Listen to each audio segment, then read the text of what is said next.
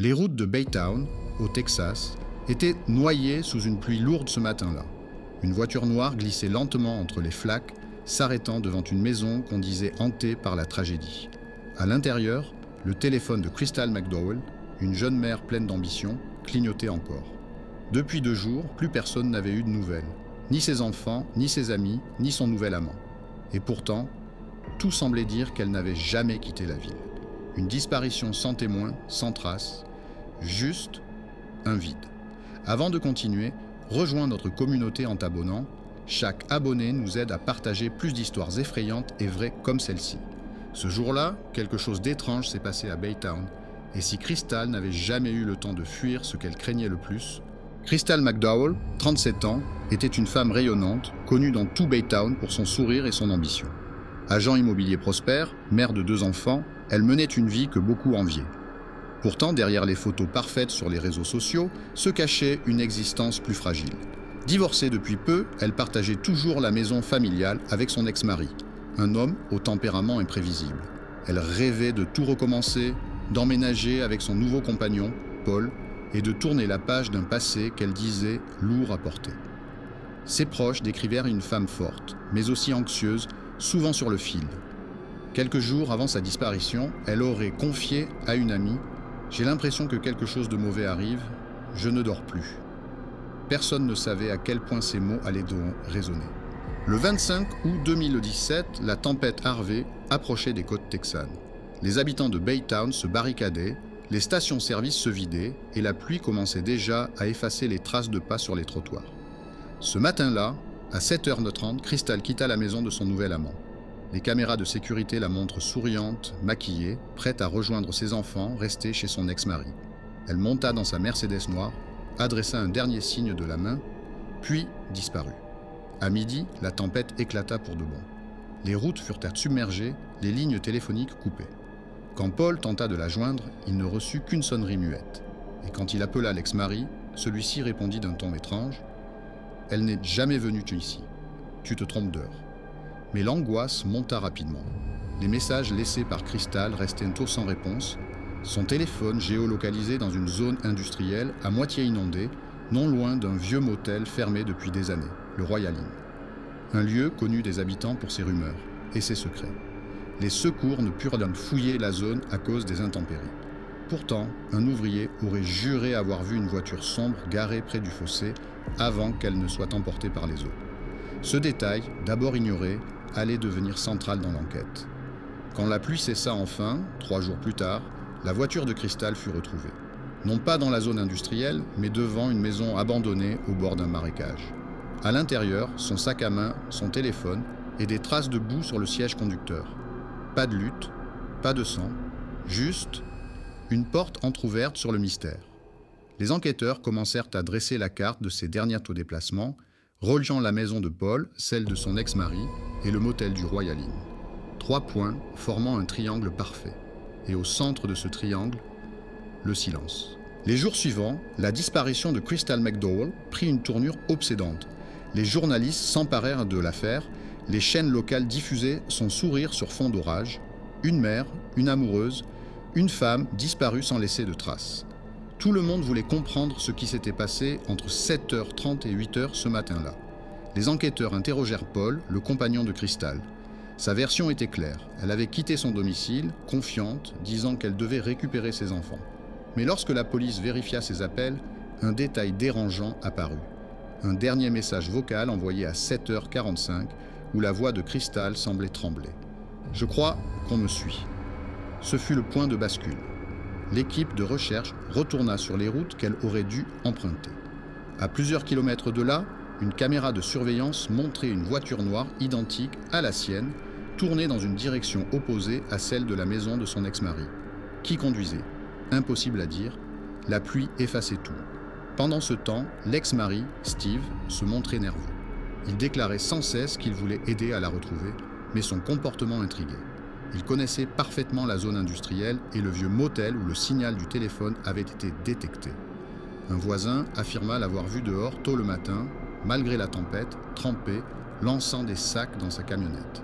Puis, un détail glaçant tomba.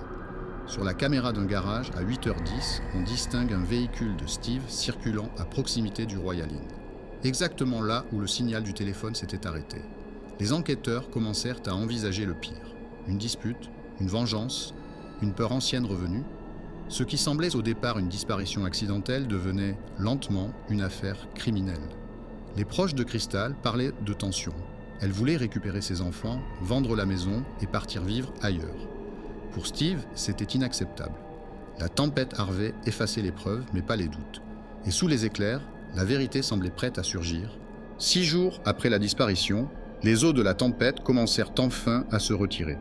Les équipes de secours fouillaient les marais, les fossés et les forêts alentours. C'est un chasseur local qui fit la macabre découverte, une forme à demi enfouie dans la vase au pied d'un chêne isolé. Le corps de Crystal McDowell. Elle portait encore la même tenue que sur la vidéo de surveillance. Ses bijoux intacts. Pas de traces de lutte, mais une strangulation nette. Tout indiquait qu'elle avait été tuée ailleurs, puis transportée là pendant l'orage. La nouvelle frappa Baytown comme un coup de tonnerre. Les habitants, déjà meurtris par la tempête, furent submergés par la peur. Qui avait pu commettre une telle chose en pleine inondation? L'ex-mari fut immédiatement placé en garde à vue. Son alibi vacillait. Il prétendait être resté chez lui avec les enfants, mais les enquêteurs retrouvèrent dans sa camionnette des fibres de vêtements correspondant à ceux de Crystal. Pire encore, sur son téléphone, des messages supprimés furent récupérés. Des mots d'une froideur absolue.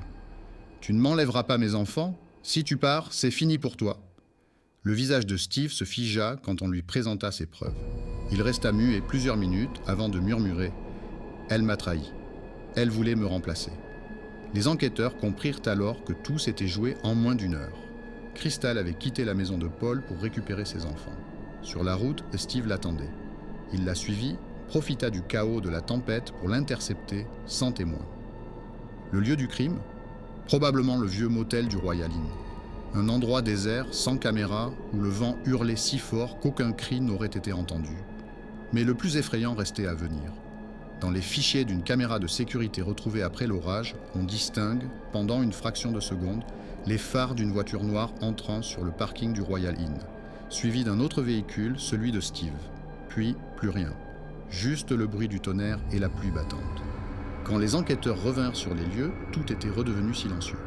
Trop silencieux. Après la découverte du corps, un silence presque religieux s'abattit sur Baytown. Plus de sirènes, plus de journalistes. Juste le vent qui balayait encore les débris de la tempête, comme pour effacer les dernières traces d'une vérité dérangeante. Steve McDowell, l'ex-mari, fut interrogé des heures durant. Il finit par avouer, d'une voix éteinte, avoir perdu le contrôle. Il raconta qu'elle voulait partir, refaire sa vie avec un autre homme, et qu'il ne pouvait pas supporter l'idée de la voir heureuse ailleurs. Mais les mots qu'il employa glacèrent les enquêteurs. Elle disait toujours qu'elle voulait fuir, alors je l'ai aidée à disparaître. Ces paroles marquèrent dès sur la fin de l'enquête, mais pas celle du mystère, car certains détails ne collaient pas. Des traces de pneus différentes sur le parking du Royal Inn, un appel inconnu reçu sur le téléphone de Crystal juste avant sa mort, et cette silhouette que plusieurs témoins disent avoir vue errer autour du marécage les nuits suivantes. Crystal avait disparu, mais l'histoire, elle, semblait refuser de se taire. Quelques semaines plus tard, la vie reprit doucement à Baytown. Les routes furent rouvertes, les maisons réparées, et la tempête, Harvey, ne fut bientôt plus qu'un souvenir, sauf pour ceux qui avaient connu Crystal. Steve McDowell fut condamné à la prison à vie. Pourtant, malgré les aveux, quelque chose dérangeait encore les enquêteurs. Trop de zones d'ombre, trop de coïncidences. Les relevés téléphoniques de Crystal montraient un appel passé à 7h42 à un numéro jamais identifié. Une voix d'homme, brouillée par la pluie, qu'aucune analyse n'a pu retracer. De plus, dans la vidéo du Royal Inn, les enquêteurs remarquèrent un détail passé inaperçu. Une troisième voiture stationnait quelques secondes derrière celle de Steve avant de disparaître dans la nuit. Qui conduisait? Aucun témoin, aucune plaque visible. Certains dirent qu'un inconnu rôdait depuis des mois autour du motel observant les passants. D'autres affirmaient non, que Steve n'avait pas agi seul. Aujourd'hui encore, le vieux Royal Inn est abandonné.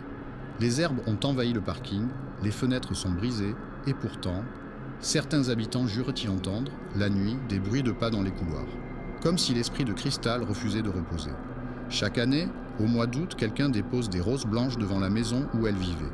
Personne ne sait qui, peut-être Paul, peut-être quelqu'un d'autre, mais une chose est sûre, le mystère de Crystal McDowell continue de hanter Baytown. Et toi, crois-tu vraiment que la vérité a été entièrement révélée ?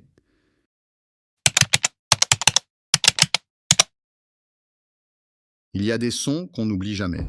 À Portland, dans l'Oregon, un simple claquement de talons sur du béton a suffi à réveiller des souvenirs que la ville croyait enfouis. Tout a commencé par des signalements étranges, des femmes disparaissant dans des parkings souterrains, leurs chaussures retrouvées soigneusement alignées comme des trophées silencieux.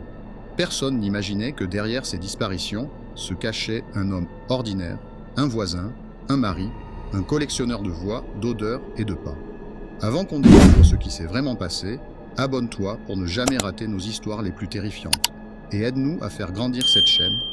Ce soir, on remonte la trace de celui que la presse appellera plus tard le fétichiste de Portland. Il s'appelait Ethan Cole. Aux yeux du voisinage, c'était un homme discret, poli, toujours prêt à aider à sortir les poubelles ou réparer une clôture. Informaticien de profession, solitaire par nature. Mais derrière son regard terne et sa voix basse, il cachait un univers bien plus dérangeant. Depuis l'adolescence, Ethan ressentait une fascination obsessionnelle pour les chaussures sauf féminines. Pas pour la mode, non. Pour le son qu'elles faisaient, le contact du cuir, l'empreinte qu'elles laissaient, ses collègues le croyaient inoffensif. Pourtant, dans son garage impeccablement rangé, chaque étagère portait un nom. Des boîtes numérotées, soigneusement étiquetées. Amber, Lydia, Claire. Des traces d'une vie qu'il avait volée, pièce après pièce. Et tout commença vraiment le jour où il croisa Samantha Doyle, dans ce même parking où tout allait finir. C'était un jeudi pluvieux, comme souvent à Portland. Samantha Doyle, 27 ans, rentrait d'une réunion tardive. Elle travaillait dans le même immeuble qu'Ethan, sans vraiment le connaître. Ce soir-là, son parapluie retourné par le vent, elle descendit précipitamment vers le parking souterrain.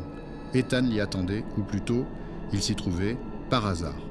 Les caméras de surveillance montrèrent 10 heures plus tard son ombre, immobile, adossée à un pilier, fixant la jeune femme qui fouillait dans son sac à la recherche de ses clés. Une seconde de trop. Elle sentit ce regard avant même de le voir. Le parking résonnait de son métallique, gouttes tombant du plafond, écho de talons, le grincement d'une porte. Ethan s'approcha lentement, son sourire crispé. Il engagea la conversation d'une voix presque timide, un banal. « Vous avez besoin d'aide » Samantha hésita, esquissa un sourire poli. Puis, tout se brouilla. Les dernières images de la caméra montrent la porte du niveau B3 s'ouvrir, puis se refermer doucement. Le lendemain, sa voiture fut retrouvée. Moteur éteint, sac sur le siège passager, les clés toujours sur le contact, mais aucune trace d'elle. Les policiers commencèrent à fouiller les enregistrements, les témoignages. On reparla d'Ethan, le gars du service informatique, celui qui avait toujours l'air un peu bizarre. Dans son immeuble, on remarqua son comportement étrange. Des sacs qu'il transportait la nuit, l'odeur de désinfectant qui sortait de son garage, les rideaux tirés en permanence. Une semaine plus tard, un jogger signala une maison abandonnée, à une quinzaine de kilomètres. Le lieu avait appartenu à un ancien cordonnier, décédé depuis longtemps. À l'intérieur, tout semblait figé. Outils rouillés, mannequins sans tête, piles de vieilles chaussures. Mais au fond de la cave, les enquêteurs trouvèrent une trappe. En dessous, une pièce cachée. Sur les murs, des photos de pieds, des croquis méticuleux, et dans un coin, une chaise. Une seule. La peur s'installa à Portland comme un brouillard épais. Quelqu'un avait repris là où le cauchemar des années 60, celui de Jerry Brudos, s'était arrêté. Les jours passaient et le silence autour de la disparition de Samantha devenait insupportable. Les journaux titraient « Le fantôme aux talons rouges ». Les habitants de Portland commençaient à s'enfermer plus tôt. Les parkings restaient vides après 21 heures. Et pourtant, les disparitions continuaient. Une autre femme, puis deux. Toujours la même signature, leurs chaussures retrouvées, alignées au millimètre près, sur le seuil d'une porte ou au fond d'une ruelle humide. L'enquête prit un tournant étrange quand la police obtint un mandat pour perquisitionner le garage d'Ethan Cole. À première vue, rien d'incriminant. Des outils, des ordinateurs, un établi bien entretenu. Mais dans un tiroir, un policier découvrit une clé USB. À l'intérieur, des fichiers audio, des enregistrements de pas, des centaines de pas classés par nom, date et lieu. Chaque clic sur un fichier faisait résonner dans la pièce ce son si particulier, le claquement d'un talon sur du béton mouillé, amplifié par un souffle presque humain derrière. L'agent principal, le sergent O'Connor, sentit un frisson lui parcourir la nuque. Ce n'étaient pas seulement des enregistrements. Par moments, on distinguait des pleurs, des respirations rapides, des mots murmurés. « Ne bouge pas ». Encore un pas. La tension monta d'un cran lorsqu'un voisin raconta avoir vu Ethan quitter sa maison à 3 heures du matin, portant un grand sac noir et des gants en latex. Les caméras de circulation confirmèrent son passage près de la zone industrielle, à moins de 2 km de la maison du cordonnier. Une équipe fut envoyée immédiatement. Ils pénétrèrent dans le vieux bâtiment à la lampe torche. L'air y était lourd, saturé de poussière et d'une odeur métallique. Chaque pas résonnait, étouffé par les murs humides. Dans une pièce, un miroir immense était posé contre le mur. Dessus, des traces de doigts, comme si quelqu'un l'avait touché dans la panique. Sous le miroir, une paire d'escarpins rouges. Et puis, ce bruit. Un simple clic enregistré sur une caméra de sécurité, une porte se refermant lentement derrière eux. Les policiers pensèrent avoir affaire à un imitateur morbide. Mais quand le sergent O'Connor fit analyser les empreintes trouvées dans la maison abandonnée, il découvrit quelque chose d'impossible, certaines datées de plus de 40 ans. Comme si Jerry Brudos n'était jamais parti. Cette nuit-là, Portland semblait avalé par un brouillard étrange, une pluie fine tombait sans discontinuer, brouillant les sons, étouffant les lumières. Ethan Cole n'était plus chez lui. Sa voiture, une berline grise, fut repérée à l'extérieur d'un ancien entrepôt de chaussures, fermé depuis 1989. Les agents décidèrent d'intervenir avant l'aube. Le sergent O'Connor pénétra le premier, arme au poing. À l'intérieur, l'air était saturé d'une odeur de cuir humide et de moisissure.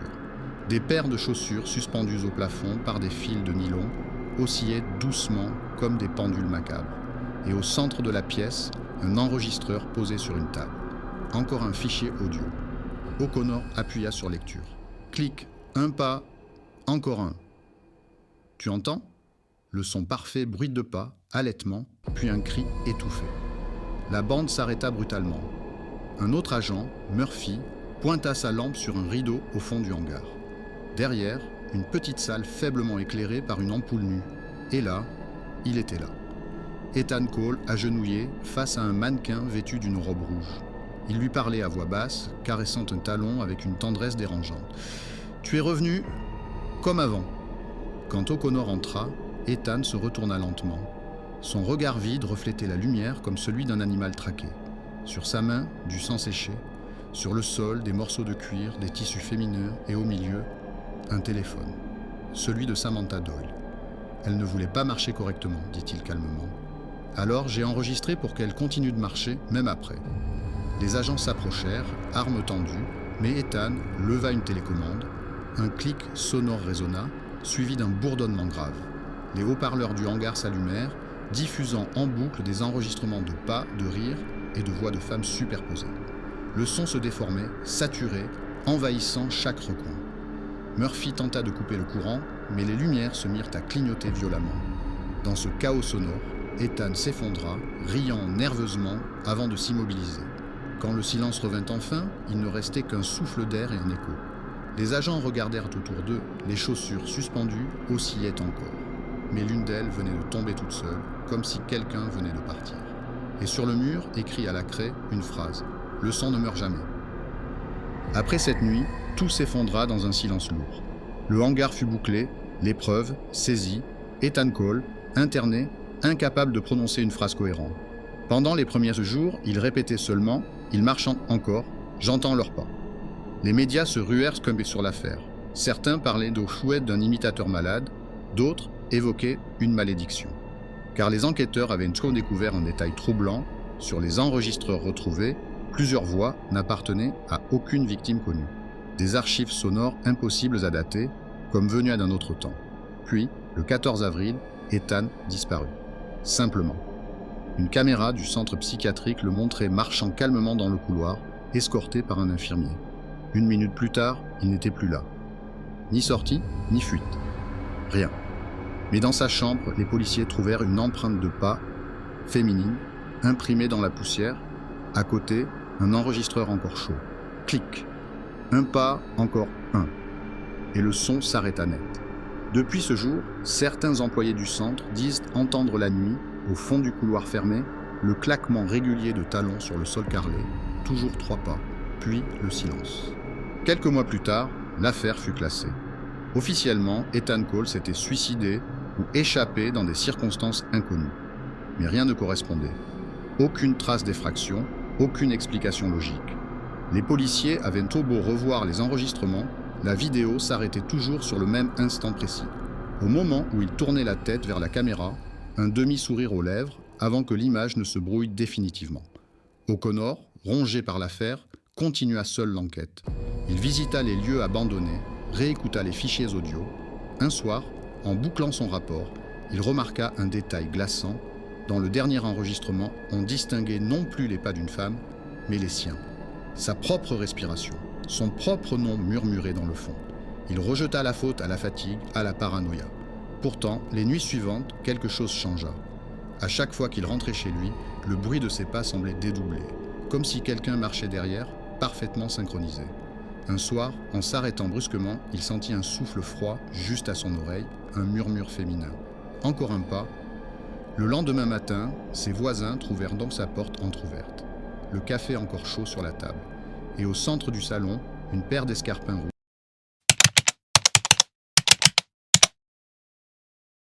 Le 14 juillet 2011, à 6 heures du matin, une femme court pieds nus dans les rues calmes de White Plain, banlieue résidentielle de New York.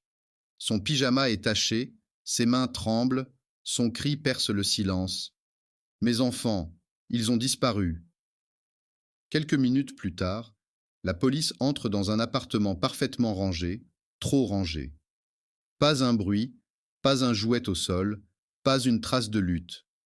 Seulement, une odeur douce et métallique, celle qu'on respire après la pluie ou après le sang. Cette femme, c'est Alice Crimmins. Et dans quelques jours, l'Amérique tout entière la désignera comme la mère la plus haïe du pays. Bruit d'un magnétophone qui s'enclenche, une voix grave murmure « Les enfants ne disparaissent pas comme ça. Avant qu'on découvre ce qui s'est vraiment passé, abonne-toi pour ne jamais rater nos histoires les plus terrifiantes. Et aide-nous à faire grandir cette chaîne. » Alice Crimmins avait 29 ans. Ancienne hôtesse de l'air, divorcée, mère de 2 enfants, Eddie Jr., 5 ans, et Missy, 4 ans. Elle vivait dans un petit appartement propre, au rez-de-chaussée d'un immeuble paisible. Toujours maquillée, brushing parfait, silhouette entretenue, dans une Amérique encore puritaine, ça dérangeait. Les voisins la trouvaient trop libre, trop belle pour une mère célibataire. Son ex-mari, Ed Crimmins, la surveillait. Il appelait souvent, passait devant chez elle, posait des questions aux enfants. Alice, elle, tentait juste de reprendre sa vie, entre les regards lourds et les jugements. Et puis, il y avait ce détail troublant. Chaque soir, avant de se coucher, elle fermait toutes les fenêtres, verrouillait la porte, vérifiait la chambre des enfants. Le 13 juillet, elle avait fait la même chose. Pourtant, au matin, leurs lits étaient en vide. Silence. Battement de cœur. Une voix chuchote. « Tu les as bien couchés, Alice, n'est-ce pas ?» Alice Crimmins avait 29 ans. Ancienne hôtesse de l'air, divorcée, mère de 2 enfants. Eddie Jr., 5 ans, et Missy, 4 ans. Elle vivait dans un petit appartement propre, au rez-de-chaussée d'un immeuble paisible. Toujours maquillée, brushing parfait, silhouette entretenue, dans une Amérique encore puritaine, ça dérangeait. Les voisins la trouvaient trop libre, trop belle pour une mère célibataire. Son ex-mari, Ed Crimmins, la surveillait. Il appelait souvent, passait devant chez elle, posait des questions aux enfants. Alice, elle, tentait juste de reprendre sa vie, entre les regards lourds et les jugements. Et puis il y avait ce détail troublant. Chaque soir, avant de se coucher, elle fermait toutes les fenêtres, verrouillait la porte, vérifiait la chambre des enfants. Le 13 juillet, elle avait fait la même chose. Pourtant, au matin, leurs lits étaient en vide. Silence. Battement de cœur. Une voix chuchote. « Tu les as bien couchés, Alice, n'est-ce pas ?» Quand les policiers arrivent, Alice les attend devant la porte. Elle fume nerveusement, le regard fixe, sans larmes. Un agent note, elle semble froide, presque absente. L'appartement est d'une propreté dérangeante. Le salon sent la lavande, la cuisine le café encore chaud, mais aucune trace d'enfant. Sur les lits, les draps sont tirés, les oreillers bien placés, sauf un détail, une peluche, retournée à l'envers, les yeux vers le mur. Alice répète « Je les ai couchés à 8 heures. J'ai vérifié les fenêtres. Je suis sorti 10 minutes pour promener le chien. Quand je suis revenu, tout était fermé, mais il n'était plus là. Les agents inspectent chaque recoin. Rien. Pas de bris de vitre, pas d'effraction. Seulement un parfum étrange, à peine perceptible, un mélange de talc et d'eau de javel. Dehors, les voisins observent, murmurent. Elle sort tard, elle voit des hommes. C'est pas une vraie mère, celle-là. La presse s'en mêle dès le lendemain. Les journaux titrent « Les enfants Crimmins disparus, la mère trop parfaite ». En quelques heures, la scène de crime devient un cirque médiatique. Les caméras se pressent, les photographes capturent son visage impassible. Alice devient un spectacle, une énigme publique. Chaque geste, chaque mot, chaque mèche de cheveux analysée. Mais quelque chose échappe à tout le monde. Derrière le mur de la chambre des enfants, dans une fissure invisible, un voisin a entendu un bruit cette nuit-là. Un grincement métallique, puis un chuchotement étouffé. Il n'a rien dit. 3 jours plus tard, dans un terrain vague, à moins d'1 kilomètre de chez elle, on découvre un petit corps recouvert d'herbe haute. Le pyjama est encore humide, les mains jointes, comme si l'enfant avait prié avant la fin. La police appelle Alice. Elle regarde la photo, puis détourne les yeux. Ce n'est pas mon fils. Mais sa voix se brise. Musique, souffle sourd, note de piano dissonante. La presse jubile. Pour l'Amérique des années 2000, une mère qui ne pleure pas est forcément coupable. Et bientôt, ce n'est plus une disparition qu'on commente, mais le procès d'une femme jugée avant même d'avoir parlé. Bruit de flash, coupure de journaux, puis un murmure glaçant. Parfois, le monstre dort dans la chambre d'à côté. Alice Crimmins, la mère des enfants disparus, vient d'être arrêtée pour suspicion d'homicide. Le 21 juillet 2011, tout bascule. Les enquêteurs affirment avoir trouvé des fibres du pyjama de Missy dans le coffre de la voiture d'Alice. Pas de sang, pas d'empreinte, juste des fibres. Mais l'opinion publique n'a pas besoin de plus. La femme élégante, maquillée, qui sourit malgré tout, devient le visage du mal maternel. Chaque émission de télé, chaque journal en fait sa cible. On l'appelle la poupée sans cœur. Certains crient à la sorcellerie moderne. Comment une mère peut rester si calme après la mort de ses enfants? Silence. Légère respiration dans un micro. Ce que personne ne sait, c'est qu'Alice reçoit, depuis plusieurs jours, des appels anonymes. Toujours à la même heure. Toujours la même voix rauque. Tu sais ce que tu as fait, Alice, même si tu refuses de t'en souvenir. Les enquêteurs retracent les numéros. Rien. Les appels ne proviennent d'aucune ligne connue. Un technicien affirme même que le téléphone n'a jamais sonné officiellement ces soirs-là. Alice commence à douter d'elle-même. Elle dit entendre des bruits derrière le mur, des pas d'enfants la nuit, des voix qui murmurent son nom. Mais personne ne la croit. Son avocat la supplie de se taire. Chaque mot que tu dis te condamne davantage. Un soir, un détective, Frank Ellison, entre discrètement dans l'appartement. Il trouve, derrière une cloison du salon, une tache brunâtre. On la gratte, c'est du sang séché. Pas celui d'un adulte. Pas celui d'Alice. Le rapport disparaîtra mystérieusement du dossier le lendemain. Musique, grondements sourds, tension qui monte. Pendant le procès, la salle est pleine à craquer. Alice, en tailleur beige, fixe le juge sans ciller. Le procureur parle de jalousie, de narcissisme, de rage maternelle. Elle voulait sa liberté. Les enfants étaient un fardeau. Mais quand vient son tour, Alice se lève, la voix tremblante. « Je n'ai jamais voulu ça. J'aimais mes enfants, plus que ma propre vie. » Un silence s'installe. Puis, tout au fond de la salle, un homme se met à rire doucement. Personne ne le connaît. Quand les policiers veulent l'approcher, il a déjà disparu. Bruit de vent dans un micro, coupure brutale du son. Ce soir-là, la ville entière parle d'un spectre dans le tribunal. Mais pour la justice américaine, les fantômes ne témoignent pas. Alice est assignée à résidence en attendant le verdict. Sa maison, vidée de toute présence, semble respirer par à-coups. Le parquet craque la nuit, comme si quelqu'un marchait pieds nus dans le couloir des enfants. Les voisins disent que la lumière de la chambre de Missy reste allumée, parfois jusqu'à l'aube. Mais Alice jure l'éteindre chaque soir. Alors, une nuit, elle décide de vérifier. Bruit d'une poignée qu'on tourne. Grincement. La porte s'ouvre lentement. L'air y est glacial, plus froid que le reste de la maison. Sur le mur, des traces de petites mains, à hauteur d'enfant, et cette odeur de talc et de métal, la même que le matin de la disparition. Alice s'avance, murmure. Missy? Eddie? Une brise lui caresse la nuque. Le rideau se soulève à peine. Et sur le lit, la peluche, celle qu'on avait retrouvée retournée, est maintenant assise, face à elle. Elle recule, trébuche. Un bruit de verre brisé retentit dans la cuisine. Alice court, haletante. Là, sur la table, son téléphone fixe clignote. Un message vocal. Elle appuie. Voix enregistrée, grésillante. Tu n'aurais jamais dû mentir, Alice. Le message se termine sur un souffle. Et un rire d'enfant. Elle raccroche, tremblante. Le téléphone sonne de nouveau. Cette fois, l'écran affiche « Numéro privé ». « Qu'est-ce que vous voulez ?» Une voix douce répond « Viens jouer avec nous, maman ». Silence. Puis des bruits de pas qui courent dans le couloir. Alice laisse tomber le combiné. Les lumières vacillent. Quelque chose frappe contre la porte d'entrée. 3 coups secs. Elle approche lentement, retient son souffle. Quand elle regarde par le judas, il n'y a personne, mais sous la porte, glissé comme une lettre, un papier humide. Elle le ramasse. C'est un dessin d'enfant, 2 silhouettes qui se tiennent la main. Derrière, écrit au crayon, « On t'attend dans le jardin ».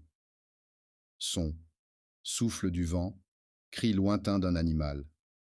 La porte s'ouvre lentement. Elle sort. Le jardin est vide, sauf un petit jouet à moitié enfoui dans la terre. Elle le reconnaît. C'est la voiture rouge de son fils. Et dessous, gravé maladroitement, « Maman ».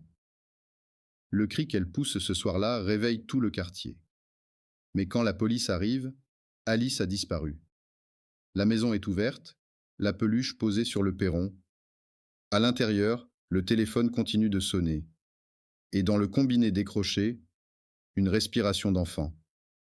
Coupure nette, silence total. Le lendemain, la maison Crimmins est vide. Pas de lutte, pas de sang, rien.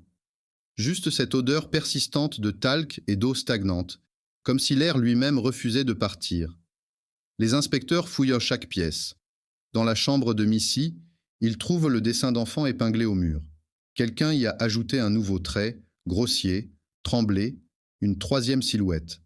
Sous le dessin, une phrase au stylo bleu.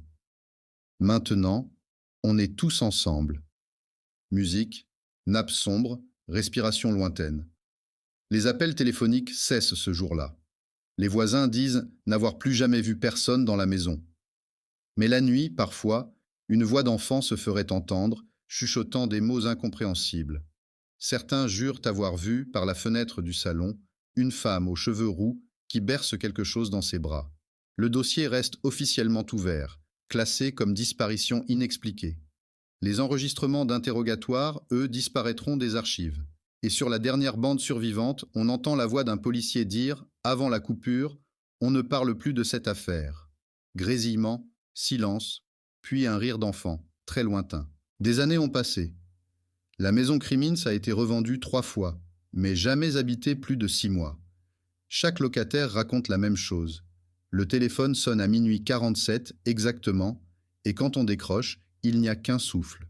Parfois, un rire d'enfant. Un soir d'automne, une étudiante en criminologie s'y installe, fascinée par le mystère. Elle veut écrire un mémoire sur les disparitions inexpliquées du XXIe siècle. Le premier soir, elle découvre dans le grenier une boîte poussiéreuse, fermée par une ficelle bleue. À l'intérieur, des photos jaunies, des jouets d'enfants et un procès-verbal original jamais publié. Sur la dernière page, en bas, une note manuscrite. Retrouvée le 14 juillet 2011, Alice Crimmins, déshydratée, incapable de parler, déclare avoir revu ses enfants dans son rêve avant de disparaître une seconde fois. La jeune femme frissonne. En relevant la tête, elle croit voir, dans le miroir du grenier, 2 silhouettes minuscules derrière elle. Quand elle se retourne, rien. Mais sur le plancher, les mots apparaissent, tracés dans la poussière. « Maman nous a trouvés ». Le son s'étire. Une respiration lente, comme un murmure proche de l'oreille. « Tu crois que les morts reviennent ?